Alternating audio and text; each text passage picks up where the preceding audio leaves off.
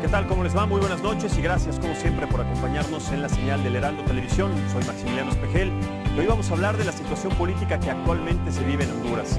En los últimos días seguramente usted habrá escuchado que durante el juicio que enfrenta el político hondureño Juan Antonio Tony Hernández en la ciudad de Nueva York por el delito de narcotráfico, la Fiscalía de los Estados Unidos reveló que este presuntamente habría recibido en 2013 $1 millón de Joaquín El Chapo Guzmán para la campaña presidencial de su hermano, el hoy presidente de Honduras, Juan Orlando Hernández. El exalcalde de la ciudad de El Paraíso, Alexander Ardón, justificó en el juicio y ahí señaló que el dinero se entregó a cambio de dar protección a los cargamentos de cocaína. Estas declaraciones, por supuesto, desataron una tormenta política en el país y movilizaciones para exigir la renuncia inmediata del presidente. Aquí, a continuación, le vamos a presentar algunas imágenes al respecto.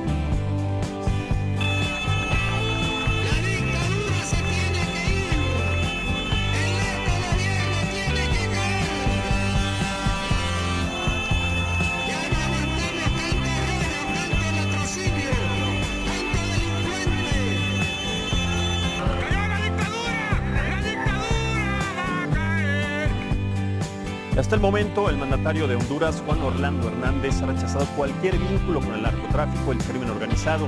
Pero además, en conferencia de prensa el pasado 7 de octubre, afirmó que las declaraciones del exalcalde Alexander Ardón son parte de una venganza política solo con la intención de afectarlo. Estas, a continuación, que le vamos a presentar, también fueron sus declaraciones a respecto. Que cualquier acusación de que su servidor, como candidato o en cualquier otro momento, haya recibido o aceptado recibir dinero del Chapo o puso a alguien para recibir dinero de él, eso es 100% falso, absurdo, es ridículo, es ilógico y en todo caso lo que se ha tenido Alexander Ardón es odio y deseo de venganza en mi contra. Por eso es que está declarando lo que hizo sin pruebas y con ánimo de venganza contra quien levantó su imperio. En medio, por supuesto, de esta polémica, de este escándalo, hoy nos hacemos muchas preguntas. ¿Cuál es la magnitud de la presencia del narcotráfico en Honduras y cuál será también el futuro del presidente? Sobre el combate al narcotráfico, además, el viceministro de Seguridad en Honduras, Luis Suazo, aseguró que el flujo de drogas de dicho país hacia los Estados Unidos sí se ha reducido un poco y que desde el inicio del gobierno se han extraditado a 24 narcotraficantes, por lo que incluso muchos de ellos han atentado contra la vida del presidente. Estas también que le presentamos fueron sus palabras sobre este tema. Han querido asesinar al presidente 8 o 9 veces. Hoy está un segundo juicio vigente. Se hizo pública la información una sola vez. Mexicanos, hondureños metidos en eso. ¿Quiénes? Los mismos que están declarando hoy en Estados Unidos. Y si lo quisieron matar, hoy que tienen una oportunidad, que no lo pudieron hacer, ahora tienen una oportunidad de vengarse, tratando de retratarlo de una manera diferente de lo que los números y los hechos nos dicen. Aquí lo único narco que hay es el antinarco. Bien, para analizar entonces este tema tenemos una mesa muy completa. Voy a presentar primero para que usted también vaya dando nota de lo que vamos a analizar hoy. Nos acompaña primero Raúl Benítez Manaut, él es doctor en estudios latinoamericanos. Doctor, muchísimas gracias y bienvenido. ¿Cómo estás? Buenas noches. Buenas noches, muchas gracias. También está con nosotros José Carreño, usted lo conoce muy bien. Él es periodista, columnista, internacionalista del Heraldo Media Group, a quien también agradecemos siempre su presencia. Señor Carreño, ¿cómo estás? Bienvenido. Max, buenas noches, muchas gracias. Muchas gracias. También está con nosotros Carlos Barrachina, él es profesor de la Universidad Anáhuac. Profesor, también muchísimas gracias y bienvenido. Buenas noches, ¿cómo estamos? Buenas noches. Está con nosotros Rodolfo Pastor, él es ministro de Cultura y también académico hondureño. Ex-ministro. Muchísimas gracias. Bienvenido. Gracias, muy amable. Y finalmente, Alden Rivera, él es embajador de Honduras en nuestro país. También, señor embajador, muchísimas gracias y bienvenido. Muchas gracias por la invitación. Es un gusto estar aquí con ustedes. Correcto. A ver, vamos a empezar con este tema porque es un verdadero escándalo. Es una polémica que se ha desatado, pero no solamente de estos tiempos. Es una polémica que empezó a surgir también a partir del juicio político que se le llevó a cabo a Joaquín El Chapo Guzmán en los Estados Unidos, en la ciudad de Nueva York, y a partir de ahí empezaron a salir muchos nombres, entre ellos, pues los que presentamos en donde el presidente de Honduras está vinculado. Raúl Maestro Raúl, ¿cuál es su punto de vista y su lectura al respecto de este tema? Mira, hay muchas lecturas que se pueden señalar al respecto, pero evidentemente el Chapo pues, dijo muchas cosas y las personas involucradas en sus acusaciones, lo que dicen y el argumento, pues todo el mundo lo usa, dice, es por enojo conmigo porque no colaboré con él, entonces los narcotraficantes acostumbran a acusar a quien lo persiguió, a quien, etcétera, militares, comandantes, presidentes, políticos, diputados, etcétera, que los involucran, pues ellos se defienden con ese argumento, ¿no? Ese argumento es total, desde hace 20 años, así es. Entonces, estos argumentos tienen que ir constatados con pruebas, evidentemente. Entonces, aquí tiene que decir que el Chapo fue a Honduras a darle dinero al hermano del presidente de Honduras, pues yo no creo que el Chapo haya ido a Honduras a darle dinero personalmente. Si lo hizo fue a través de un emisario y tiene que encontrarse la ruta. Pero bueno, para el caso es lo mismo, si no se lo dio personalmente, el caso es que el envío del dinero a través del hermano. Entonces, pero lo que sí es un hecho es que Honduras pues está en la ruta del narcotráfico, está en la ruta de Venezuela y Colombia hacia México y de México para Estados Unidos. Desde que terminaron las guerras en Centroamérica y se produjo el proceso de desmilitarización de las zonas rurales de Honduras, de Guatemala, de El Salvador, de Nicaragua, sobre todo en Nicaragua, que la desmilitarización fue tremenda, pero todos los países redujeron sus ejércitos. Quedaron muchos vacíos de control militar, gubernamental, y entonces los carteles colombianos aprovecharon la entrada terrestre, las rutas terrestres, por el Pacífico y por el Caribe. Y Estados Unidos apretó mucho las islas del Caribe con mucho éxito. Entonces tuvieron la necesidad los narcotraficantes de moverse hacia Centroamérica. Entonces, aquí lo que buscan ellos pues, es su modus operandi. No pueden hacer traslados desde Colombia muy, muy largos con embarcaciones de largo alcance, con aeronaves, porque Estados Unidos tiene un sistema de control a través de aviones radares muy fuerte. Y en el Pacífico no hay islas. Entonces, pues el lado preferido es el Atlántico para esto, porque van brincando de isla en isla, de país en país, y en el Pacífico también, pero es mucho más fácil localizarlos con radares. Entonces, esto pone a Honduras en medio de un corredor de cocaína. Y ahí, bueno, pues en Honduras salen los caciques que ven dinero fácil, salen como en todos los países. No estoy diciendo que Honduras sea la particularidad de Honduras, es la particularidad de todos los países, incluido México, ¿no? Pues el gobernador de Quintana Roo fue involucrado en esto, con apertura a los carteles colombianos de puertos de Quintana Roo. Esto no es un secreto, estuvo encarcelado en Miami, etcétera. Entonces esto era una gran operación de los carteles colombianos, penetrando sistemas políticos, penetrando líderes, penetrando partidos, y entonces cualquier político que despuntara para ser presidente, diputado de un país o alcalde municipal, etcétera, pues era, digamos, objeto de buscarlo para sobornarlo, ¿no? Totalmente. Señor embajador, estas son señalamientos importantes, delicados, sobre todo porque hay muchas aristas que se desprenden de este tema dentro de la coyuntura política. Parte de este vacío de controles militarizados, como lo manifiesta el doctor Raúl, se genera este dilema humanitario de la migración que está también en estos momentos, pues de alguna manera imparable, y que precisamente por la falta de control de leyes de militarización en ese país, en países centroamericanos, empieza a generarse este flujo de personas. Ese es otro tema, pero también esas son también las consecuencias políticas. ¿Cuál podría ser entonces el alcance de estos grupos criminales, de estas organizaciones de narcotráfico implicadas en los gobiernos de Centroamérica y concretamente en el gobierno de su país? Bueno, el narcotráfico tiene presencia en toda la región. Este es un problema de carácter regional, más allá de un problema de Honduras o un problema de Guatemala o de México, es un problema de carácter continental. La droga se produce en Centroamérica, en Sudamérica, pasa y tiene tránsito por Centroamérica, pasa también por México y finalmente tiene como destino Estados Unidos, en donde se provoca la demanda. Tiene que pasar por Centroamérica y por Honduras concretamente. Tiene que pasar por Centroamérica y tiene que pasar por México también. Es decir, todos los países de la región formamos parte de esa ruta de la droga que tiene su origen en una demanda que está presente en el mercado norteamericano. Es decir, hay una demanda que pide droga, es una demanda que está siendo satisfecha por todos los narcotraficantes y obviamente los países sufrimos mucho por esa condición. El paso de droga por Honduras causa sufrimiento, causa que los recursos del Estado estén muy dirigidos a tratar de enfrentar ese problema con toda la fortaleza que tienen los gobiernos, los últimos gobiernos que han pasado por la administración del país. En el caso del gobierno del presidente Hernández, que son 2 periodos de gobierno, desde el año 2014 se inició una lucha muy intensa, realmente intensa, en contra del narcotráfico internacional, hasta el punto que, como se mencionó en la introducción de este programa, se extraditaron a 24 narcotraficantes, todos ellos eran los cabecillas de todo el narcotráfico internacional que tenía una presencia viva en Honduras y que eran los que dirigían todas las operaciones de movilización de droga hacia México y hacia los Estados Unidos. ¿Pero por qué hasta ahora? ¿Se les vino la avalancha encima y en ese momento empezaron con las extradiciones? ¿O por qué hasta ahora empezó con esta persecución de estos criminales? Bueno, la persecución no es desde ahora, es desde el año 2014. Desde el año 2014 se hace con mucho mayor intensidad que en años anteriores.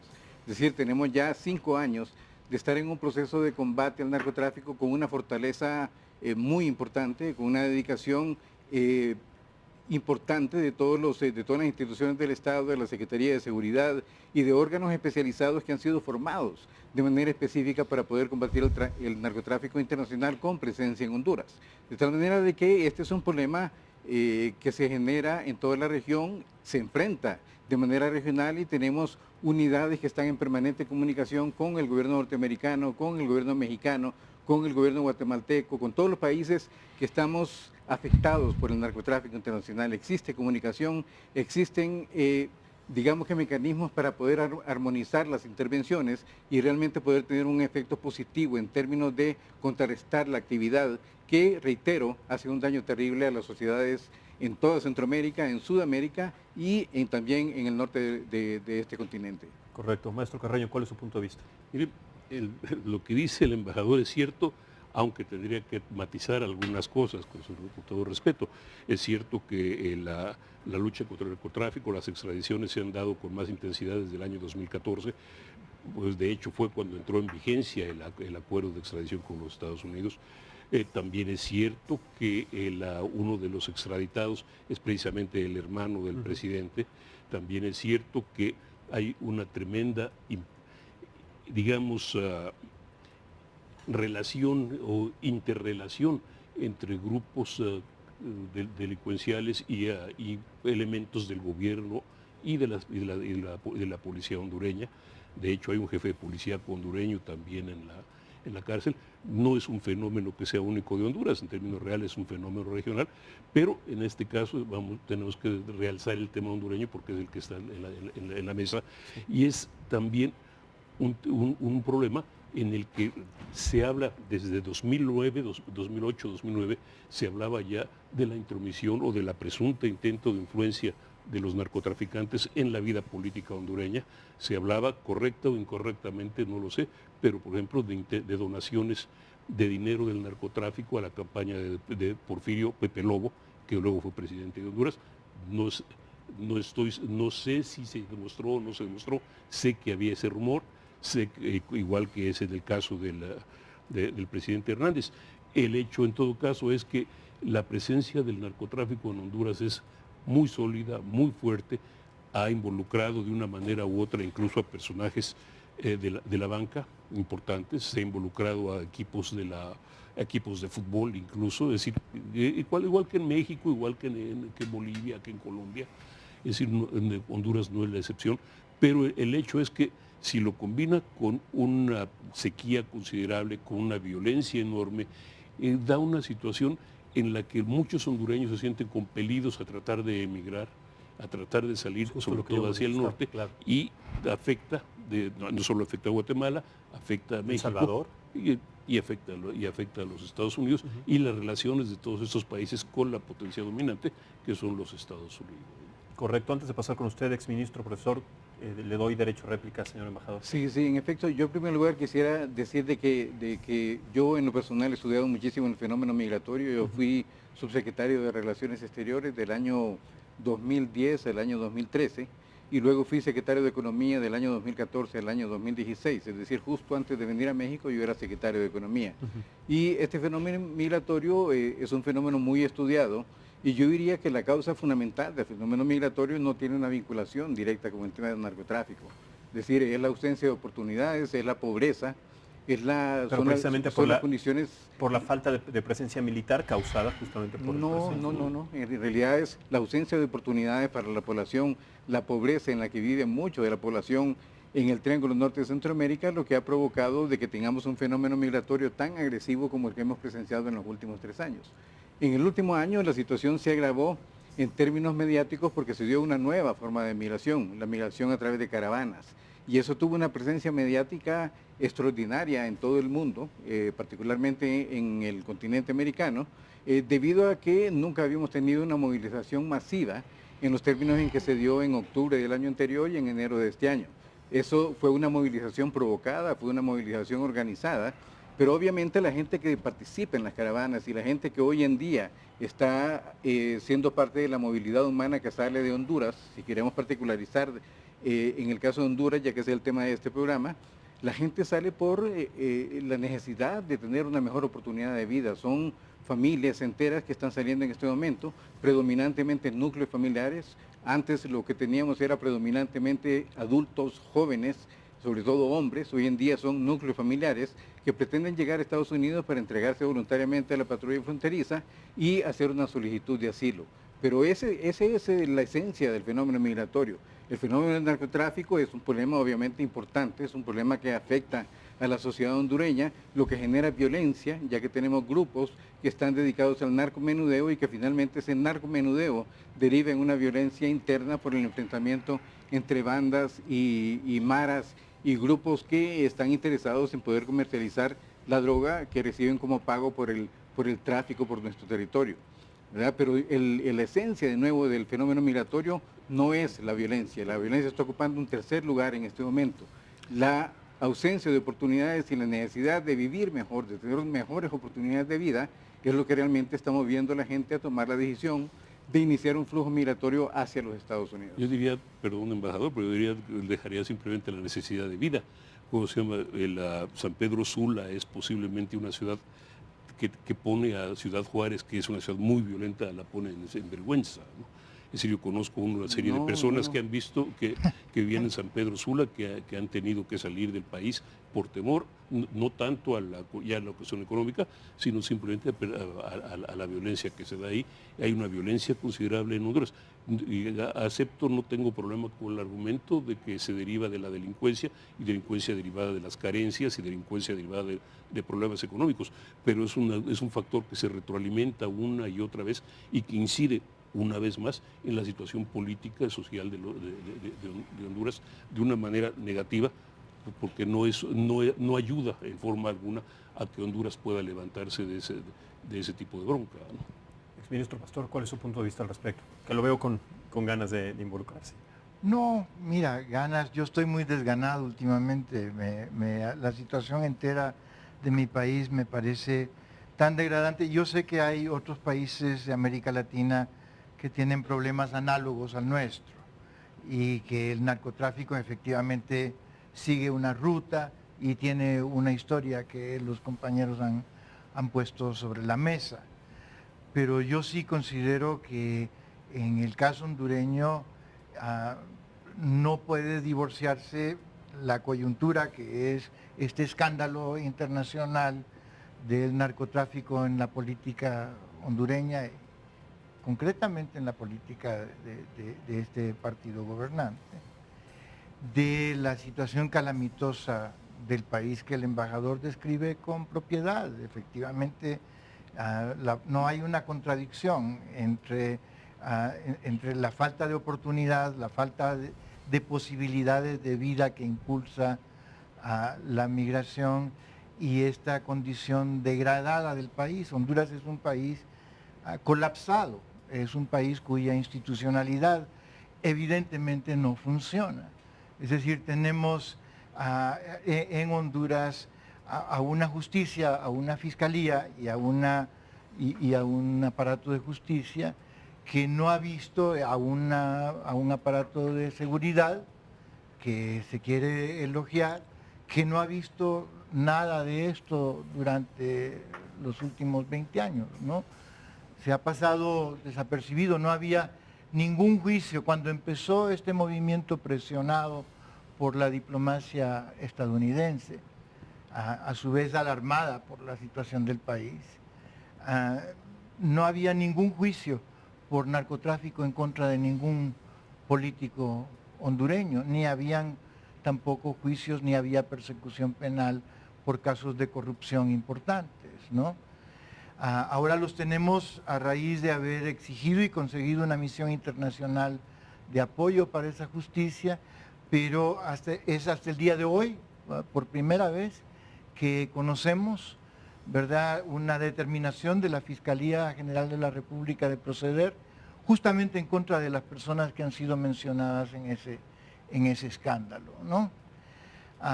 Tenemos una política degradada que ha dejado de ser un reflejo de las necesidades de la población, y si tenemos una institucionalidad que no funciona, que no es capaz de percibir y ni mucho menos de actuar en contra de una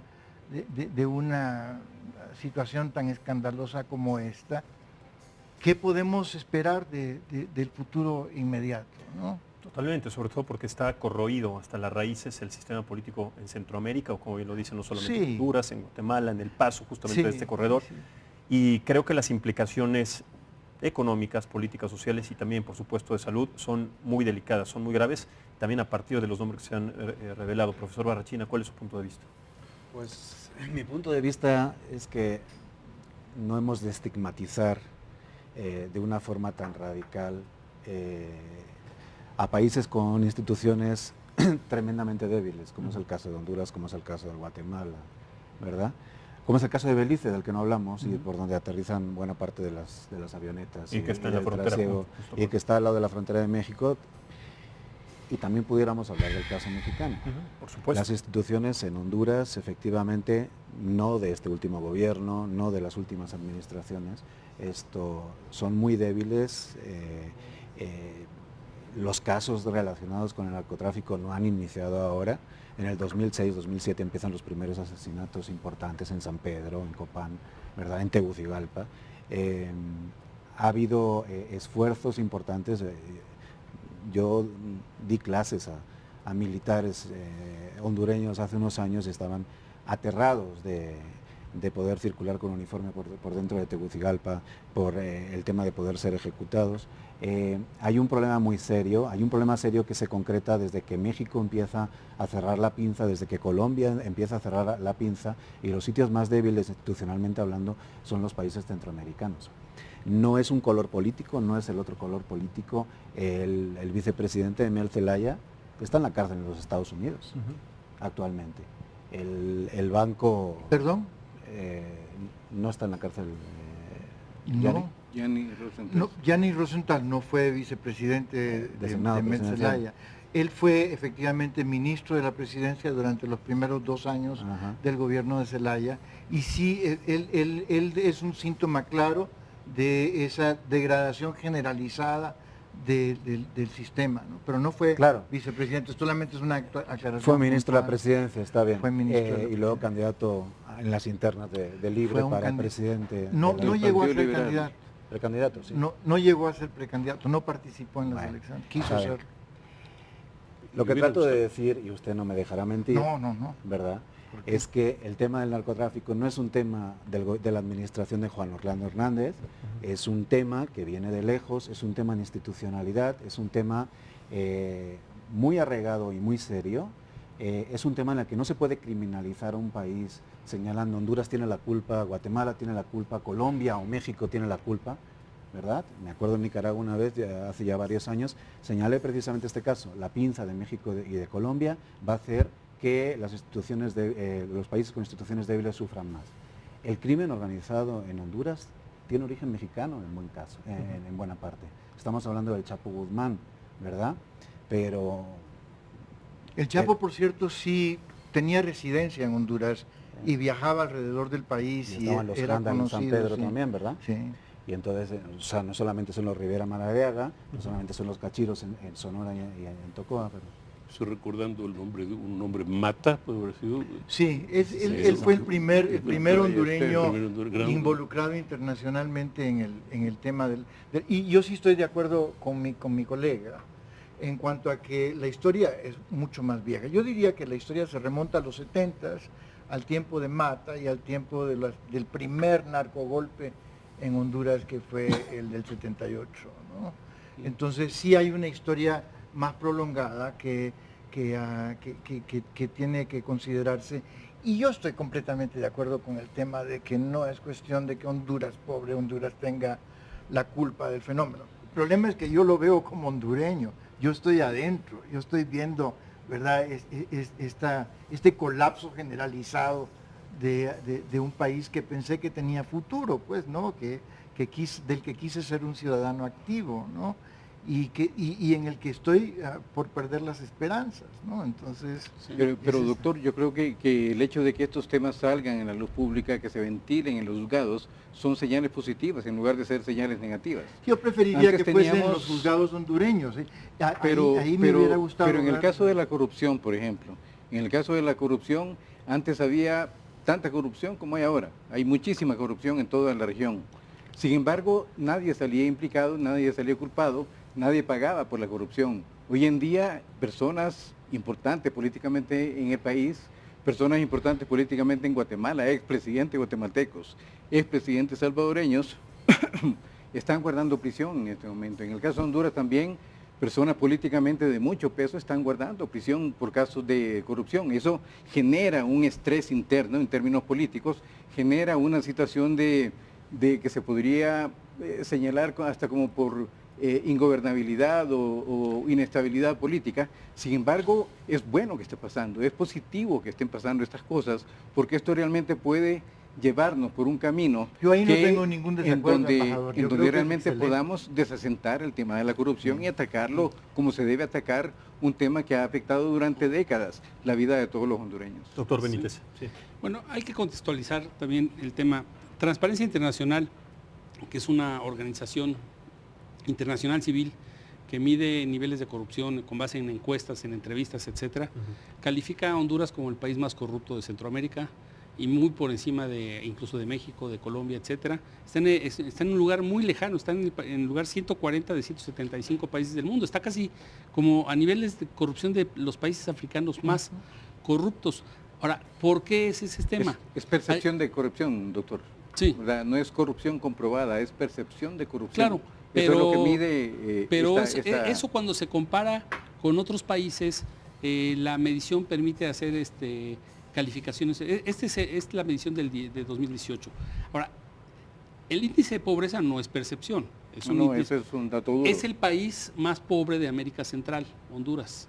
Pero el 62% de la migración proviene de Honduras, el resto de Honduras, perdón, de Guatemala y El Salvador. Pero, entonces hay un problema socioeconómico no resuelto. Incluso desde la guerra con El Salvador en 1969, donde hubo un desajuste tremendo de las poblaciones agrarias, es el país que tiene mayores índices de pobreza en Centroamérica, que ya es mucho decir, y también es un país con graves problemas de institucionalidad política e inestabilidad. Por ejemplo, es el único país en toda América Latina, después de que se cayó el muro de Berlín, donde hubo un golpe de Estado efectivo con una tremenda polarización política, exactamente hace 10 años, el 28 de junio del año 2009. Entonces, ese golpe de Estado cimbró a toda la clase política hondureña. Tuvo que haber una gran conspiración de una especie de oligarquía empresarial, con vínculos con el Parlamento, con vínculos con el Ejército, que fueron a sacar al presidente de Zelaya de su cuarto, lo sacaron en pijama, lo llevaron al cuartel de la Fuerza Aérea y lo depositaron en Costa Rica. Eso no ha pasado en otros países. Ahora, el combate a la corrupción, lo que señala el embajador, es muy importante, pero también aquí hay que señalar que el espejo con otros países centroamericanos es muy interesante. En Honduras, el Congreso aprobó la instalación de una misión de combate a la corrupción, pero la están disolviendo. Eso no es cierto. No es cierto que la están la disolviendo. MASIN está a punto de desmantelarse. Está por renovar, no es cierto. Eso está por renovarse.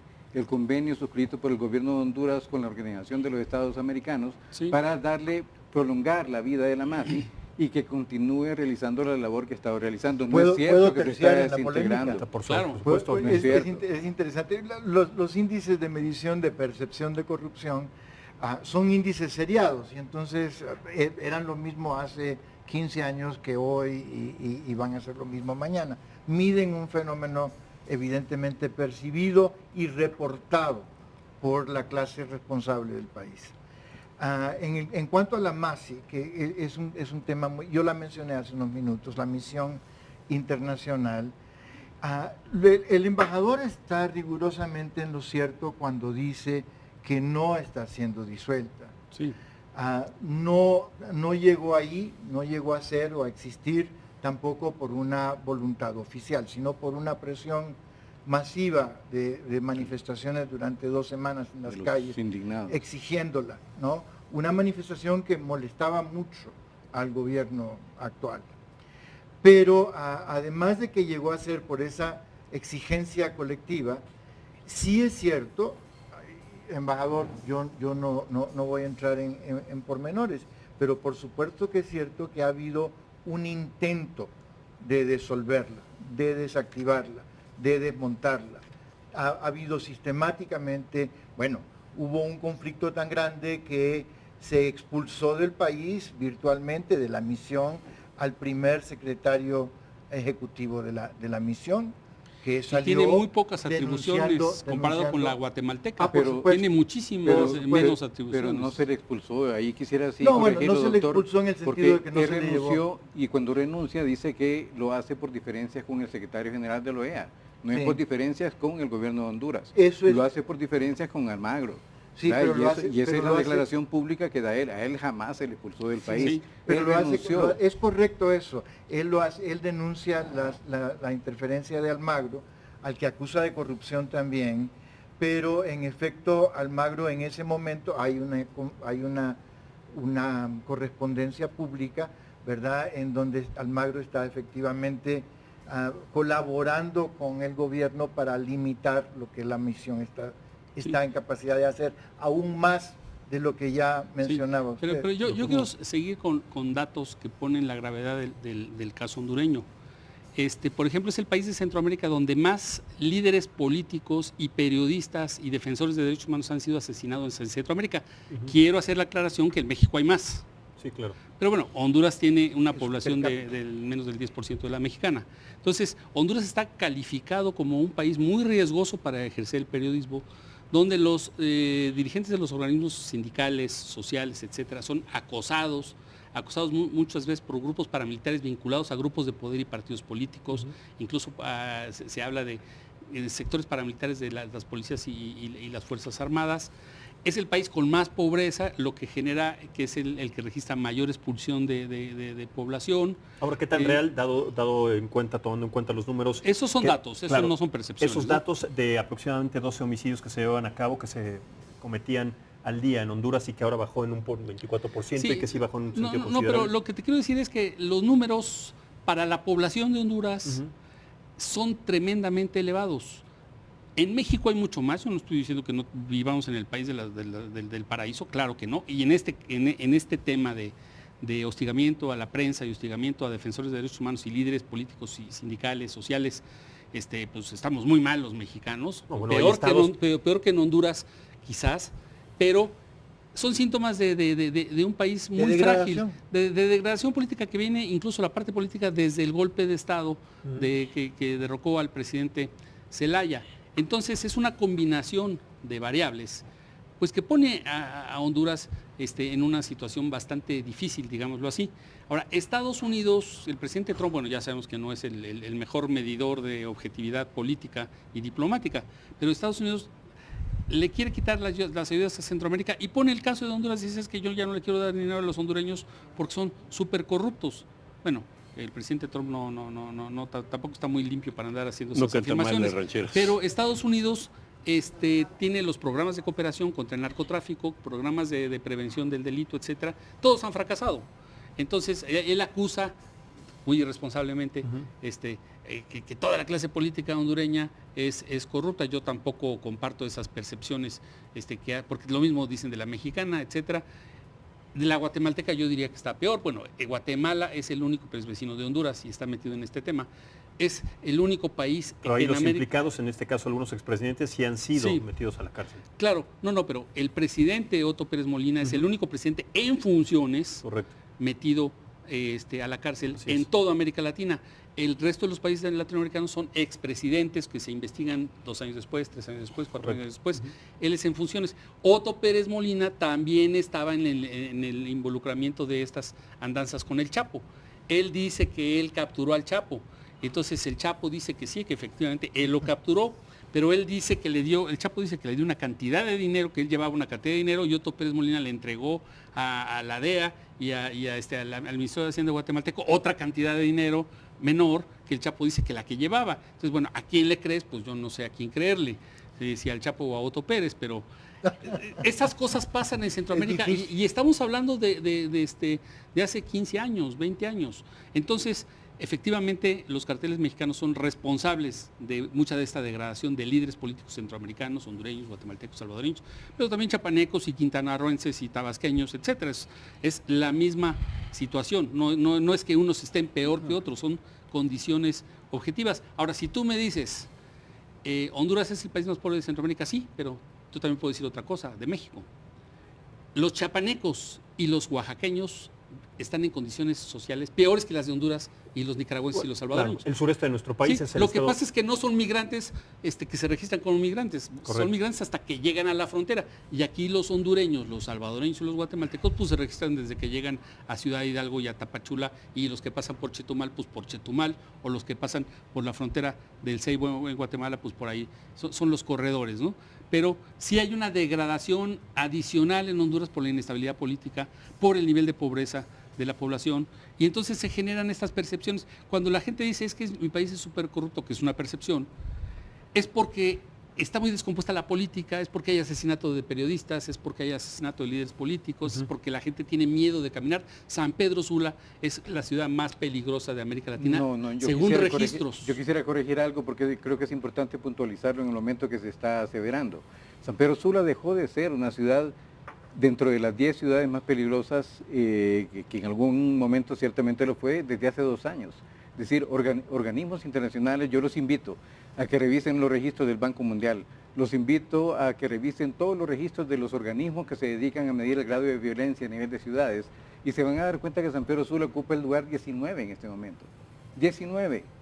Y hemos logrado pasar del lugar número 1 al lugar 19. Yo vi el registro de la Organización de Naciones Unidas para la Droga y el Delito. Yo voy a terciarlo otra vez. Mira, yo soy sanpedrano, tengo derecho a solo un segundito, doctor. Y referir de que ese es un estudio que ha sido realizado también por organizaciones que miden violencia de nacionalidad mexicana. Es decir, órganos mexicanos calificaron a San Pedro Sula el año pasado como la 19 ciudad más peligrosa del mundo. No, estoy hablando de la ONU, no tiene mexicanos, no tiene funcionarios mexicanos. Bueno, pero el de la ONU que usted dio probablemente era del año 2016 o del año 2017, pero no es del año 2018 ni 2019. Las encuestas Entonces, que se le hacen a los migrantes... Yo viví en San Pedro mucho tiempo. Sí. Y yo le puedo dar absoluta certidumbre porque nosotros le damos seguimiento a todas esas calificaciones que se hacen a nivel internacional. Yo entrevisté en Ciudad Juárez hace un mes migrantes hondureños con familias completas. Solo le invito, doctor, a que revise los últimos datos de quienes miden la violencia a nivel de ciudades, y se va a dar cuenta de que su aseveración es equivocada. San Pedro Sula no es la ciudad más violenta del mundo, lo fue embajador. Hace 5 años. Se está volviendo aburrido, pero la situación ha mejorado. Pero es el lugar de Centroamérica, solo quiero hacer una aseveración. El lugar de Centroamérica donde están huyendo más familias completas, porque son hostigadas por las maras, abandonan su casa, la venden y buscan ya moverse definitivamente, porque cuando alguien se mueve con su mujer y con sus hijos es una migración definitiva.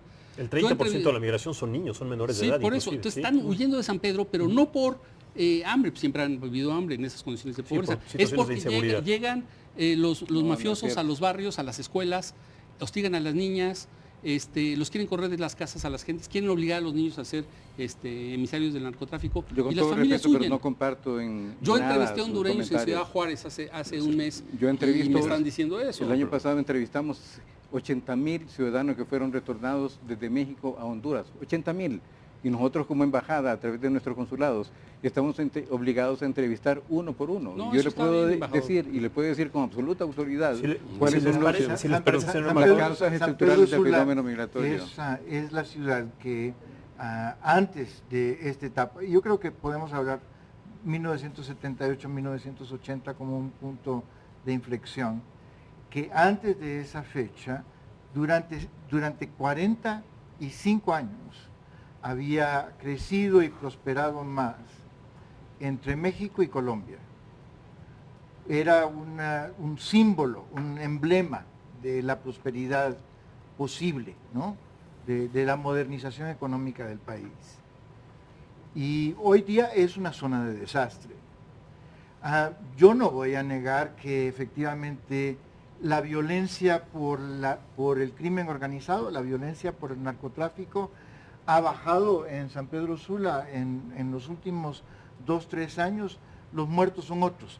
La Mara es absolutamente un fenómeno cotidiano de convivencia de todas las zonas marginales de San Pedro Sula.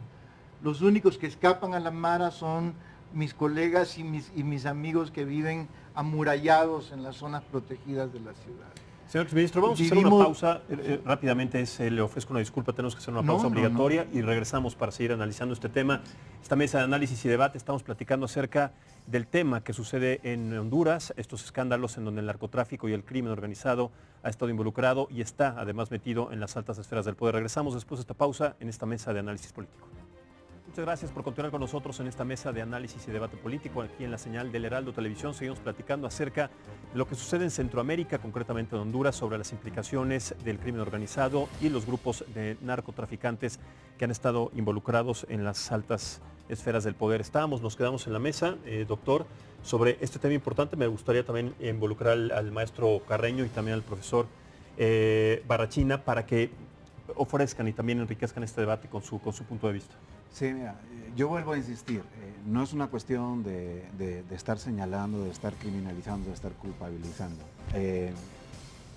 Es una cuestión de empezar a entender que es un problema, que tenemos un problema regional muy serio, que no se ha solucionado con políticas de securitización, que no se ha solucionado con políticas de entrega de dineros o subsidios, con la ayuda internacional, que tenemos un gran dilema de cómo tenemos que gestionar una situación. Tenemos un paciente que está enfermo, que es toda la región, ¿okay? Y en el que hay élites que están desesperadas, como la hondureña.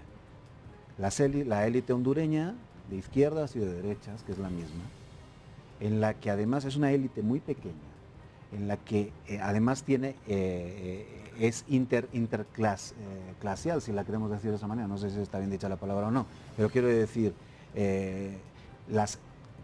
excepto unas pocas familias, buena parte de la clase política hondureña tiene gente en Estados Unidos, tiene gente en Europa, en México, tiene gente pobre, tiene gente rica. Realmente hay una percepción.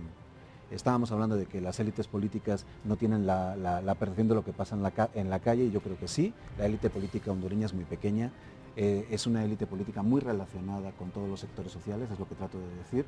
Y entonces lo que se tiene que llegar es a una especie de tratar de pensar cómo gestionar la solución.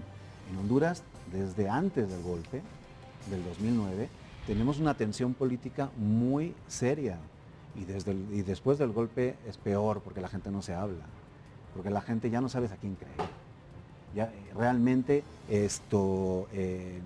deberían de intentar hacer un esfuerzo de concertación. No sé si es cambiar la Constitución, no sé si es establecer reglas del juego nuevas. Yo entiendo que hay situaciones de crispación que es muy difícil que la gente se vuelva a sentar, pero es la única alternativa que tenemos para gestionar un futuro civilizado. Pero con este intento de concertación, ¿estamos a tiempo? ¿Está a tiempo todavía? Es una gran pregunta, es una pregunta muy complicada, porque en términos reales habría que contar primero con toda una serie de personajes que están tanto dentro como fuera del país, personajes que se sienten involucrados y culpados o responsabilizados de parte de los problemas. Esto es, Mel Zelaya entra y sale de Honduras hasta donde sea tranquilamente, pero es presidente de un partido, o preside, valga la redundancia, es el líder de un movimiento político que es parte de la crispación por cualesquier razones, y el presidente Hernández, que asumió el poder y de hecho hizo lo que Mel Zelaya no pudo hacer, esto es reelegirse, le encabeza otro movimiento, ¿no? Entonces, y hay toda una serie de familias que están interrelacionadas, que tienen vinculación en lo económico, en lo político, que están peleando, que están, digamos, distanciadas algunas entre sí o distanciadas como grupos, están, se encuentran ahí y son parte del problema. Es como dice el doctor, es un grupo muy pequeño. Yo recuerdo haber estado en una reunión en San Pedro Sula en la que estaban banqueros, hijos de banqueros, políticos, y hijos de industriales, políticos y políticos. Esto fue antes de 2009.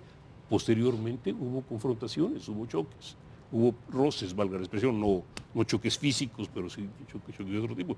Entonces estamos viendo, es decir, no se trata, como se dice, de culpar a Honduras, de poner a Honduras bajo el escalpelo, etcétera, etcétera, pero el hecho real es que en esta mesa estamos examinando a Honduras, que es, para bien o para mal, un ejemplo de lo que está pasando, y estamos viendo un país donde digamos, el cuerpo político está penetrado por grupos criminales, o está vinculado por plata o plomo, si se quiere decir de esa manera, como se dice, está entrelazado con grupos criminales. Todavía quedan remanentes de ese famoso grupo, ¿cómo se llama? Los cachiros. Todavía quedaban por ahí algunos. Todavía quedan las leyendas reales, o tal vez no, de que de los jefes políticos vinculados con el narcotráfico en las zonas en la ruta de la cocaína. Todavía quedan también, ciertamente, como en México, por cierto, las leyendas o los mitos sobre la vinculación de las policías y las Fuerzas Armadas con los narcotraficantes. Entonces hay un camino muy largo a recorrer ahí, si es que alguna vez logra iniciarse, ¿no? Y dentro de los actores políticos, y sobre todo, como plantea el profesor, a quién creerle, a quién no, el exalcalde de El Paraíso, Alexander Ardón, que también ha sido enjuiciado, ha sido señalado con estos vínculos, pero que también él ha aportado datos. ¿Qué podemos pensar a partir también de la vinculación de un personaje como él dentro de estos procesos que han lacerado a la sociedad hondureña? Bueno, si me preguntas a mí, yo conozco a Alexander Ardón porque Honduras es un país pequeño y tengo una propiedad en el departamento de Copán desde hace unos 20 años, ¿no? Y él ha sido el alcalde nacionalista del Paraíso durante 3 periodos y ha sido el organizador y el financista de las campañas nacionalistas en ese departamento a lo largo de ese tiempo. Siempre fueron amigos, hasta ahora la desgracia separa y rompe las amistades, ¿no? Es un personaje que pues tiene muy poco de admirable. Viene de una zona fronteriza que ha vivido históricamente el contrabando. Ahora se trafica cocaína, en otro tiempo se traficaba gasolina, ganado, café, pero ese ha sido el oficio de la frontera, ¿verdad? El contrabando de diferentes materiales, y las fronteras, lo saben ustedes perfectamente bien, son sitios violentos, ¿no?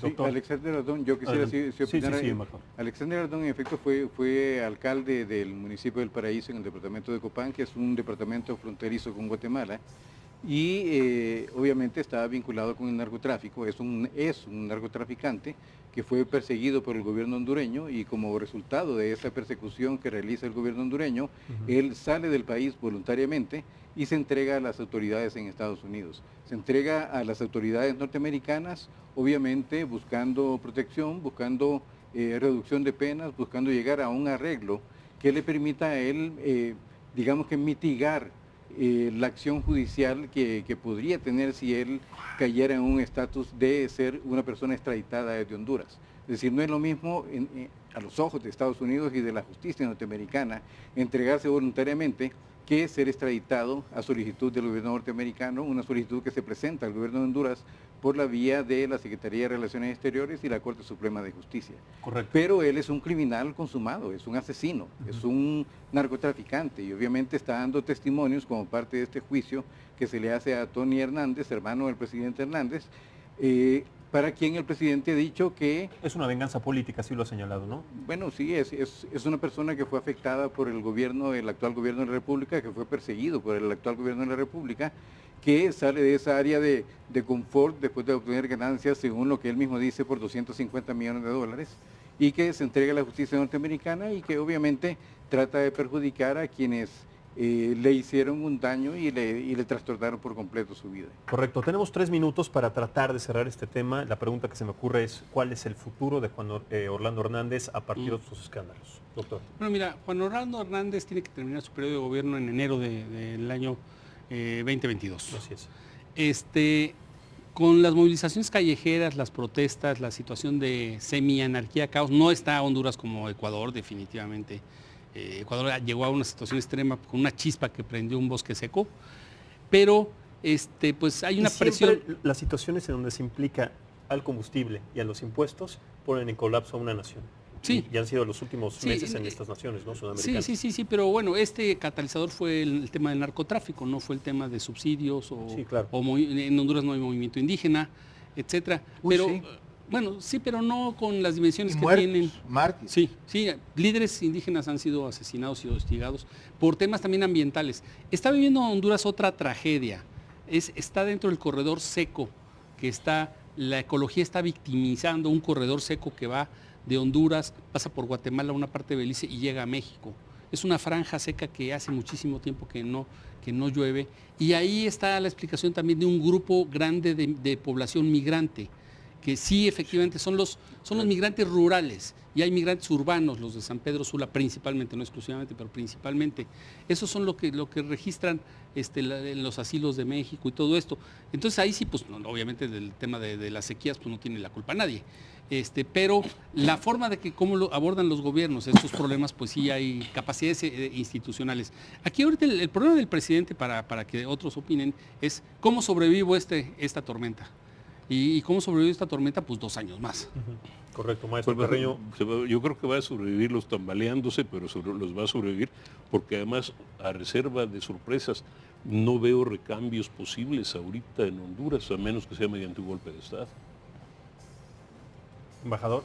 Sí, no, yo estoy totalmente convencido que el país no puede pasar por un proceso de interrupción del proceso democrático. El presidente Hernández va a entregar el poder en enero del 2022 y tal y como está señalado en la Constitución de la República, y lo que estamos esperando, y en este momento hablo como hondureño, no como embajador ni como representante de mi gobierno ante el gobierno de México, como hondureño lo que estamos esperando es de que realmente, como lo decía el doctor, tengamos la posibilidad en estos 2 años de tener un proceso de diálogo que realmente pueda, abrir el horizonte a una visión de desarrollo para el país en los próximos años. Es difícil.